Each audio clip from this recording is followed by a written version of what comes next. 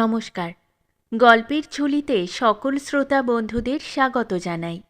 আজ আপনাদের জন্য গল্পের ঝুলিতে রয়েছে বিভূতিভূষণ বন্দ্যোপাধ্যায়ের লেখা ঠাকুরদার গল্প। গল্পটি ভালো লাগলে একটা লাইক এবং কমেন্ট করে জানানোর অনুরোধ রইল। আর চ্যানেলে নতুন হয়ে থাকলে আরও গল্প শোনার জন্য চ্যানেলটি সাবস্ক্রাইব করতে কিন্তু ভুলবেন না। তাহলে চলুন শুনে নেওয়া যাক আজকের গল্প। অনেক দিন আগের কথা। একালে সে জিনিস শুনলে ভাববে গল্প কথা বুঝি, কিন্তু সেকালে দেশের সামাজিক অবস্থা ছিল অন্য রকম। তখন ওরকম সম্ভব ছিল। যাক, আসল গল্পটা বলি। আমার তখন বয়স 20-21। একহারা চেহারা, মাথায় বাবরি চুল, গায়ে যথেষ্ট শক্তি রাখি, খেতেও পারি খুব। ভোজসভায় নাম করা খাইয়েছিলেন সেকালের আমার পিতামহ, তোমাদের বৃদ্ধ প্রপিতামহ বিষ্ণুরাম রায়। সার সার জমিদার বাড়িতে দুর্গোৎসবের নিমন্ত্রণে পুরো খাওয়ার পর এক হাঁড়ি রসগোল্লা খেয়ে ধুতি চাদর আদায় করে এনেছিলেন। সকলে বলতো নিমাই বংশের নাম রাখবে। তার ডাক নাম ছিল নিমাই। আষাঢ় মাসের শেষ, ঘোর বর্ষা সেবার। বাবা তার আগের বছর মারা গিয়েছেন। সুতরাং 22 বিঘে ব্রহ্মোত্তর আমন ধানের জমিতে ধান রোয়ার ভার পড়ল আমার ঘাড়ে। বড়দাদা কুসঙ্গে মিশে অল্প বয়সে গাঁজা ধরেছিলেন। পাড়াগাঁয়ে যা হয়ে থাকে, গাঁজা খাওয়ার দলে তারই সমবয়সী লোক ছিল অনেক। তারা কুপরামর্শ দিয়ে আমাদের পৈতৃক জমি ফাঁকি দিয়ে মৌরসি নেবার চেষ্টা করলে। একদিন দাদা এসে বললেন, খালপাড়ের জমিটা মৌরসি চাইছে একজন, বেশ মোটা সেলামি, দিবি? আমি দাদার নির্বুদ্ধিতা দেখে অবাক হয়ে গেলাম। আমার চেয়ে বয়সে বড়, অথচ তার বুদ্ধি এরকম। কে এমন সুপরামর্শ দিয়েছে কি জানি। বললাম, কত সেলামি দিচ্ছে? 15 টাকা বিঘে। জমিগুলো কিন্তু চিরদিনের মতো হাতছাড়া হয়ে যাবে। তাতে কি, এখন 70-80 টাকা হাতে আসবে। আমার ওতে মত নেই দাদা। এই থেকেই দাদার সঙ্গে আমার মতভেদ হয়ে গেল। তিনি আর আমার সঙ্গে কথা বলেন না। মার সঙ্গে বলেন তার অংশের জমি তিনি আলাদা করে নেবেন, নিজের জমি যা খুশি করবেন, এতে কার কি বলবার আছে, ইত্যাদি। আমরা চাষিবাসী গৃহস্থ। ধান ছাড়া অন্য আয় নেই, জমি ছাড়া অন্য সম্পত্তি নেই। আষাঢ় মাস এলো, ধান রোয়ার সময়। দাদা কিন্তু জমির দিকে একবারও গেলেন না, 1 পয়সা সাহায্যও করলেন না। আমি ভেবেচিন্তে মুস্তাবাপুরের কাজী সাহেবদের বাড়ি গিয়ে হাজির হলাম। মুস্তাবাপুরের কাজীরা বেশ অবস্থাপন্ন, তবে বুড়ো কাজী সাহেব শুনেছিলাম খুব রুক্ষ মেজাজের মানুষ। কিন্তু আমার তখন আর কোনো উপায় ছিল না। কাজী সাহেবের বাড়ি বেশ দোমহলা কোঠা, বাইরে লম্বা বৈঠকখানা। কাজী আব্দুর রহমান বসে হুঁকোয় তামাক খাচ্ছিলেন। আমায় দেখে বললেন, কোথা থেকে আসা হচ্ছে? তারপর আমার পরিচয় পেয়ে বললেন, ও, আপনি বিষ্ণুরাম রায়ের নাতি? তা কি মনে করে? আমায় কিছু টাকা ধার দিতে হবে দয়া করে, বিশেষ দরকার। রোয়ার খরচ নেই কিছু হাতে। টাকা হবে না কাজী সাহেব, না দিলে আমার কোনো উপায় নেই। এই 3 ক্রোশ রাস্তা রোদ্দুরে হেঁটে এসেছি। আমার দাদা মানুষ নন, তিনি কিছু দেখাশোনা করলে আজ এই কষ্ট হয় আমার। ধান রোয়া না হলে সারা বছর চালাবো কি করে বলুন? কাজী সাহেব বললেন, আপনাকে এখানে আহারাদি করতে হবে। ছেলে মানুষ, এতখানি হেঁটে এসেছেন, এমন সময় বাড়ি ফিরে যাবেন সে হবে না। আমাদের প্রজা আছে 1 ঘর নাপিত, এই পাশেই বাড়ি তাদের। গোয়ালে রান্নাবান্না করুন, আমি জিনিসপত্র পাঠিয়ে দিচ্ছি। তারাই জল টল তুলে দেবে। নতুন হাঁড়ি কুমোর বাড়ি থেকে আনিয়ে দিচ্ছি। আহারাদি করে সুস্থ হন, ওবেলা কথাবার্তা হবে। স্নান সেরে আসুন দিঘি থেকে। দিব্যি সরু চালের ভাত, কই মাছের ঝোল, গাওয়া ঘি, টাটকা দুধ, মর্তমান কলা, আখের গুড়ের পাটালি ইত্যাদি দিয়ে পরিতোষপূর্বক ভোজন পর্ব সমাধা হল। কাজী সাহেবের আতিথ্যের ও সৌজন্যের জন্য তাকে ধন্যবাদ দিতে গেলাম দুপুরের পর। তিনি সে কথায় কান না দিয়ে বললেন, কত টাকা হলে জমি রোয়া হয়? কত বিঘে জমি? বললাম, 11। হিসেব করে টাকা গুনে আমার হাতে দিয়ে বললেন, না, যখন জমি ছাড়া ভরসা নেই তখন আমার পরামর্শ শুনুন। লাঙল গরু কিনুন। পরের লাঙলের ভরসায় চাষ চলে না। হাতিয়ার না থাকলে কি লড়াই হয়? আমি বললাম, টাকা কোথায় পাই বলুন? লাঙল গরু করতে এখন অন্তত 100 টাকা দরকার। আচ্ছা, যেদিন আপনি আজকের টাকা শোধ দিতে আসবেন সেদিন এ সম্বন্ধে কথাবার্তা বলা যাবে, আজ নয়। বাড়ি ফিরে আসতেই মা সব শুনে বললে, খুব ভদ্রলোক তোরা। আমার দুগাছা বালা আছে, বাঁধা দিয়ে কাজী সাহেবের টাকা দিয়ে আয়। আমি বললাম, বেশ কথা মা। সেই টাকা ফেরত দিতে গিয়ে কাজী সাহেব গরু কিনবার জন্য আমায় 100 টাকা ধার দিলেন। আবার আমায় বললেন, আজ 33 বছর লোককে টাকার ধান কর্জ দাদন দিয়ে আসছি। এই আমাদের 7 পুরুষের ব্যবসা। যে মহাজন খাতক চেনে না সে মহাজন নয়। আপনি টাকা নিয়ে যান, দলিল দিতে হবে না। এইভাবে সে আষাঢ় মাসে ধান রোয়া আমি নিজের চেষ্টায় শেষ করলাম। বাংলা 1282 সাল। তখন 3.5 টাকায় উৎকৃষ্ট আমন চাল 1 মণ পাওয়া যায়। পাকি ওজনের গাওয়া ঘি এই গ্রামে বসেই 12 আনা সের কিনেছি। দুধ 16 টাকায়। সেসব এখন বললে রূপকথা বলে মনে হবে। গ্রামে পীতাম্বর ঘোষ বলে একজন প্রজা ছিল আমাদের। গরু কেনা সম্বন্ধে তার সঙ্গে পরামর্শ করলাম। সে বললে, বাবা ঠাকুর, গঙ্গাপাড়ে একটা হাট আছে, সেখানে সস্তায় বলদ পাওয়া যায়। একবার আমি সেখান থেকে গরু কিনে এনেছিলাম। চলুন সেখানে, আমিও যাব। মার সম্মতি নিয়ে পীতাম্বরের সঙ্গে হাঁটা পথে রওনা হলাম। সঙ্গে কাজী সাহেবের দেওয়া সেই 100 টাকা। গেঁজের মধ্যে কাঁচা টাকা নিয়ে কোমরে বেঁধে নিয়েছি পীতাম্বরের পরামর্শে। তখনকার আমলে রাস্তাঘাটে চোর ডাকাতের বিশেষ ভয় ছিল। মা পীতাম্বরকে তুলসী গাছ ছুঁয়ে দিব্যি করিয়ে নিলেন সে যেন আমাকে একা রেখে পথের মধ্যে কোনো দরকারেও কোথাও না যায়। মা জানতেন না এই যাত্রার কি পরিণাম, কেই বা জানত। আজও ভেবে আশ্চর্য হয়ে যাই এমন একটা ঘটনা একদিন কি করে ঘটেছিল আমার 22 বৎসরের জীবনে। চাঁদুরের গঙ্গা তীর আমাদের গ্রাম থেকে 7 ক্রোশ। বেলা 2টোর সময় খেয়ায় গঙ্গা পার হলাম। পীতাম্বর বললে, বাবা ঠাকুর, এখান থেকে কোষ 4 দূরে একখানা গ্রাম আছে, সেখানে আমাদের স্বজাতির বাস আছে অনেক। সন্ধে পর্যন্ত হাঁটতে পারবেন?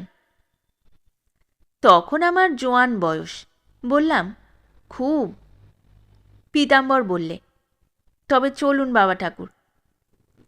সন্ধ্যার অন্তত ঘণ্টাখানেক পরে আমরা সে গ্রামে পৌঁছে গেলাম। 60 বছর আগের সেসব কথা আজও বেশ মনে আছে আমার।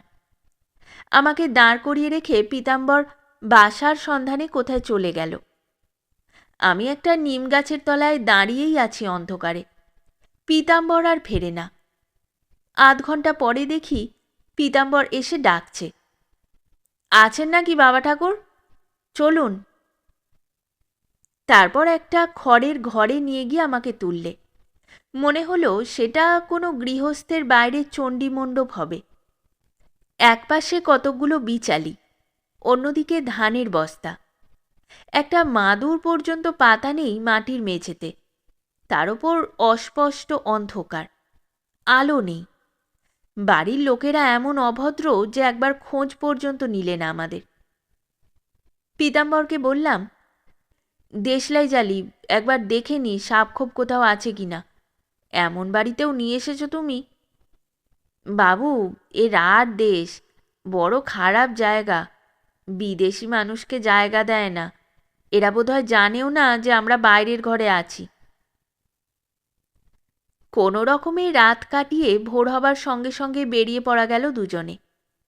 শাঁকমুড়ি বলে একটা ছোট বাজারে চিঁড়ে দই কিনে আমরা ফলার করলাম।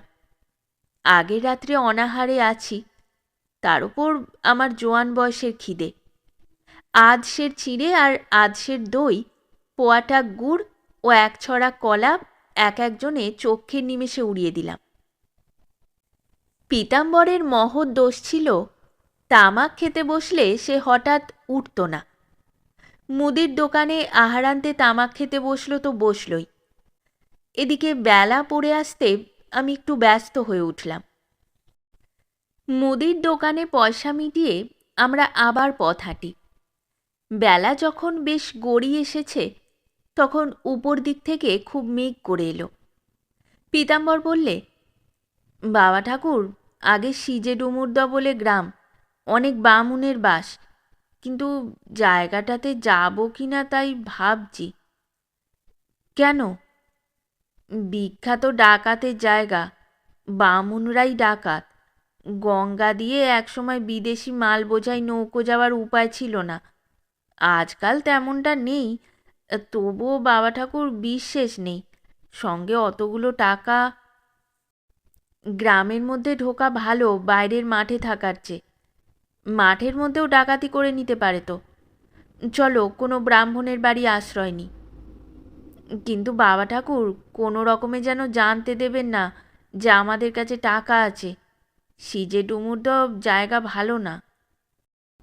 সন্ধ্যার আগে আশ্রয় প্রার্থী হয়ে 2-3টি ব্রাহ্মণ বাড়ি গেলাম, কিন্তু কেউ জায়গা দিল না। আমরা বাইরের রোয়াকে শুয়ে থাকতে চাইলাম, রাত্রে কিছু খাবো না বললাম, কিন্তু কেউ আমাদের কথায় কর্ণপাত করলে না। অবশেষে একটা দেউড়িওয়ালা উঁচু পাঁচিল তোলা পুরনো আমলের কোঠা বাড়ির সামনে এসে দাঁড়িয়ে ভাবছি এখন কি করা যায়। একজন বৃদ্ধ হঠাৎ দরজা খুলে বাইরে এলেন। আমায় বললেন, কে? আগে আমাদের বাড়ি এখানে নয়। এখানে কি মনে করে? বিদেশি লোক, রাত্রে একটু থাকবার জায়গা খুঁজছি। তোমরা? আগে ব্রাহ্মণ। কি ব্রাহ্মণ? উপাধি কি? রাঢ়ী শ্রেণীর ব্রাহ্মণ, উপাধি রায়। বৃদ্ধ একবার আমার আপাদমস্তক তীক্ষ্ণ দৃষ্টিতে চেয়ে দেখে বললে, এসো বাপু, সঙ্গে কেউ আছে? তাকেও ডাকো। এভাবে আশ্রয় পেয়ে প্রথমটা খুব খুশি হয়ে উঠেছিলাম বটে, কিন্তু পরে সদর দেউড়ি পার হয়ে বাড়ির মধ্যে ঢুকে সেই পুরানো আমলের বাড়ির চেহারা দেখে কেমন ভয় ভয় হলো। নির্জন বাড়িটায় কেউ যেন কোথাও নেই। এখানে যদি এরা টাকার জন্য আমাদের খুন করে পুঁতে রাখে, তবে লাশ শনাক্ত করবার মানুষ খুঁজে পাওয়া যাবে না। ভিতরে গিয়ে 2 মহল পার হয়ে 3য় মহলে ঢুকে নারী কণ্ঠের স্বর শুনে একটু ভরসা হলো। মেয়েদের সামনে খুনটা অন্তত করতে পারবে না। চটা ওঠা একটা খুব বড় রোয়াকের একপাশে বর্ষার জলে আগাছা গজিয়ে রীতিমতো বন হয়েছে। আমার ভয় হলো ওখানে নিশ্চয়ই সাপ লুকিয়ে থাকে। সেই রোয়াকে আমাদের বসবার জায়গা দেখিয়ে দিয়ে বৃদ্ধ রান্নাঘরের মধ্যে ঢুকল। পীতাম্বর চাপা গলায় বললে, বাবা ঠাকুর, এ কী রকম জায়গা, চলো সরে পড়ি। আমি ভরসা পেয়েছি মেয়েদের দেখে। বললাম, বনেদি গেরস্ত, অবস্থা খারাপ হয়ে পড়েছে এখন, কোনো ভয় নেই। একটু পরে বৃদ্ধ ফিরে এসে বললে, তোমার সঙ্গের লোকটি কি জাত? গোয়ালা? বেশ, ওকে এই পেছনের পুকুর থেকে 1 ঘড়া জল আনতে হবে তোমাদের হাত পা ধোবার জন্য। আমার বাড়িতে লোকের অভাব। আমি বললাম, যাও পীতাম্বর। পীতাম্বর দেখি আমায় চোখ টিপছে। আমি ধমক দিয়ে বললাম, যাও না, বসে কেন? অগত্যা সে চলে গেল। আমি একা পড়ে গেলাম অত বড় বাড়ির মধ্যে। পীতাম্বরের সন্দেহের অর্থ বুঝিনি এমন নির্বোধ নই আমি। খুব সতর্ক হয়ে রইলাম। নিজের 10 হাতের মধ্যে কোনো অপরিচিত লোককে আসতে দিচ্ছি নে। কাউকে বিশ্বাস নেই এখানে। প্রসিদ্ধ ডাকাতের জায়গা সিজে ডুমুরদ। বৃদ্ধ দেখি আবার আসছে। আমি উঠে দাঁড়ালাম। ওর হাতে লুকোনো সরকি নেই তো। উঠে দাঁড়ালে তবুও ছুট দিতে পারব। বৃদ্ধ বললে, দাঁড়িয়ে কেন, বসো বসো। তোমাদের বাড়ি কোথায় বললে? আগে সনাতনপুর, নদে জেলা। বাপের নাম কি? ভূষণচন্দ্র রায়। কি করো? বয়স কত? ছেলে মানুষ বলে মনে হচ্ছে। বৃদ্ধ একটা আশ্চর্য প্রশ্নও করলে হঠাৎ। বললে, গায়ত্রী মন্ত্র বলো তো। ব্যাপার কি? বৃদ্ধ পাগল টাগল নয় তো? রাত্রিটা কাটলে বাঁচি। কি করি? আবৃত্তি করে গেলাম গায়ত্রী। একটু পরে জল নিয়ে পীতাম্বর ফিরে এলো। আমরা হাত পা ধুয়ে বিশ্রাম করলাম। রাত্রের আহারাদিও শেষ হলো। আমাকে সঙ্গে করে নিয়ে গিয়ে টানা বারান্দার একপাশে একটা ঘরে বৃদ্ধ আমার শোয়ার জায়গা দেখিয়ে দিলে। বিছানায় সবে শুয়েছি এমন সময় একটি স্ত্রীলোক আমার ঘরে ঢুকলেন। স্ত্রীলোকটির রং বেশ ফর্সা, বয়স 40-এর কম নয়। হাতে মোটা সোনার বালা, পরনে রাঙাপাড় শাড়ি, আমার মায়ের বয়সী। দেখে আমি একটু সংকুচিত হয়ে পড়লাম। উঠে বসবার চেষ্টা করলাম বিছানা থেকে। তিনি বললেন, না না, থাক, তুমি শো। বড্ড কষ্ট করে এসেছ, কিছু খাওয়া তো হলো না, কী বা ঘরে আছে। এমন সময় আবার বৃদ্ধটি ঘরে ঢুকে এমন একটি কথা বললেন যাতে আমি আবার ভাবলাম বৃদ্ধটির মাথা নিশ্চয়ই খারাপ। তিনি স্ত্রীলোকটির দিকে চেয়ে বললেন, কেমন, পছন্দ হয়? স্ত্রীলোকটি বললেন, সে কথা এখন কেন, বাছা ঘুমুক, চলো আমরা যাই এখন। ওরা চলে গেলে আমি ভাবলাম পীতাম্বরকে ডাক দেব নাকি। কি ব্যাপার এদের, নরবলি টলি দেবে না তো আমায়? পছন্দ কিসের হবে? রাত্রি বোধহয় কাটল না। সকালে পীতাম্বরকে ডাক দিয়ে বললাম, চলো সকালেই বেরুনো যাক। তা যেমন আপনি বলেন বাবা ঠাকুর। একটা কথা বলবো? কি? কাল আমি শোবার পরে সেই বুড়ো আমার কাছে গিয়ে অনেক খোঁজ খবর নিলেন। আপনার বাড়ি কোথায়, কে আছে, অবস্থা কেমন, কিসে চলে, সে অনেক কথা। এ জায়গা ভালো নয়, এক্ষুনি এখান থেকে যাওয়া ভালো। বৃদ্ধ কিন্তু পীড়াপিড়ি করতে লাগলেন, কাল রাত্রে আমাদের খাওয়া দাওয়া ভালো হয়নি, আজ এখানে থাকতেই হবে। আমার সঙ্গে তার নাকি একটা কথাও আছে। কি কথা? আহারাদি করে নাও, ওবেলা হবে এখন সেসব। বৃদ্ধকে যেন বড় ব্যস্ত বলে মনে হলো। বৃদ্ধ পিছন ফিরতেই পীতাম্বর আমায় এসে চুপি চুপি বললে, বাবা ঠাকুর, বড় বিপদ। কি রে? এরা ডাকাত, সদর দেউড়ি বন্ধ করে দিয়েছে, টাকার সন্ধান পেয়ে গিয়েছে, বাইরে যেতে দেবে না। সত্যি? দেখে আসুন নিজের চোখে, সদর দেউড়িতে তালা লাগানো। কথাটি কিন্তু আমার মনে লাগলো না। রাত্রির অন্ধকারে এরা যে কাজ অনায়াসে শেষ করতে পারত, তার জন্য দিনমানে দেউড়ি বন্ধ করে গোলমাল বাঁধাবার চেষ্টা পাবে কেন?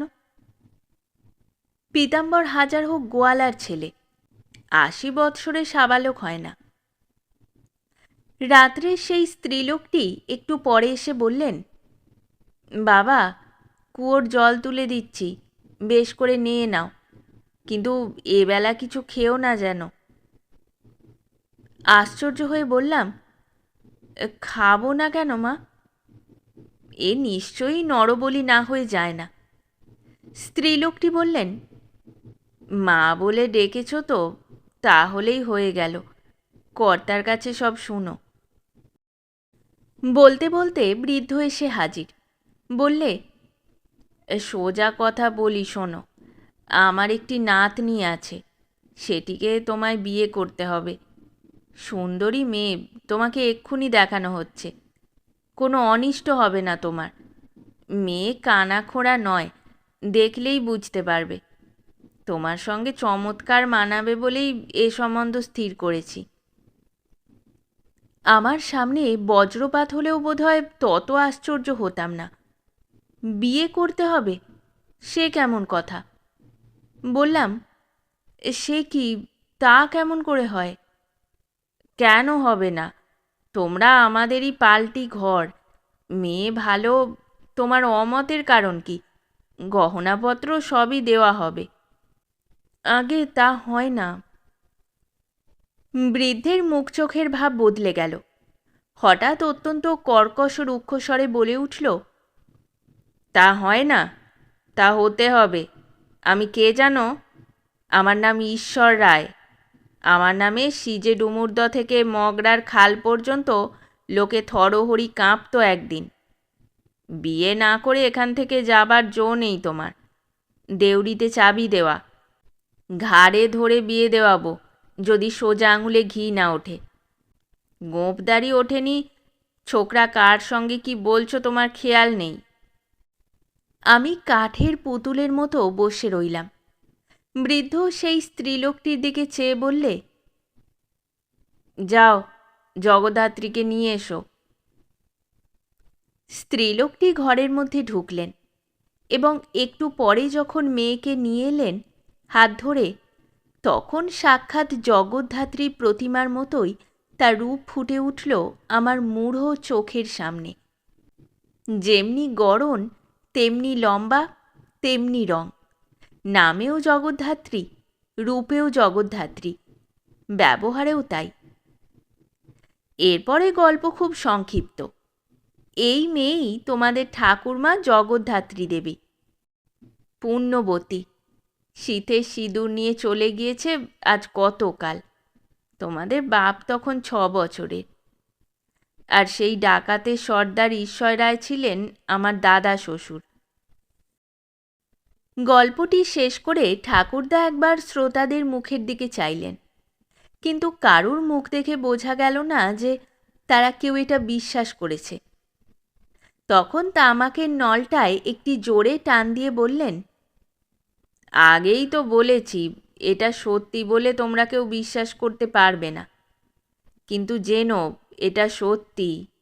বুড়ো বয়সে মিথ্যা কথা বলে নাতিদের ঠকিয়ে আমার লাভ কি বলো?